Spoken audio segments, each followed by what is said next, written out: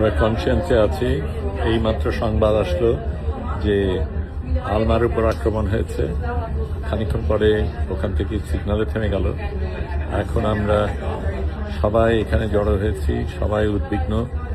এখানে বসে বিভিন্ন জায়গা থেকে আমরা রিপোর্ট দিতে চেষ্টা করছি। আলমা একদম শুরুর দিকে ছিল, আমরা শেষের দিকে। কাজেই আলমার উপর যা হচ্ছে সেটা আমাদের উপরে হবে সেটাই অনুমান করা যায়। সেই কারণে আমাদের জন্য এটা বিশেষ তাৎপর্যপূর্ণ। এখানে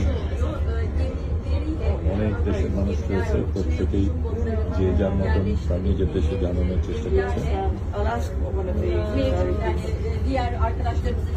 এখানে তুরস্কের একজন এমপি, তিনি নিজেই রিপোর্টিং করছেন, আমরাও দেখছে। এখানে বড় স্ক্রিনে আমরা সবাই দেখছি। খানিকক্ষণ আগে ঝড় শুরু হয়েছিল, আমরা ঝড়ের একটু আগে বেরিয়ে আসতে পেরেছি। ঝড় আমাদের ধরেনি, কিন্তু এটা একটা ভিন্ন ঝড়, যেটা নিয়ে আমাদের সমালোচনা।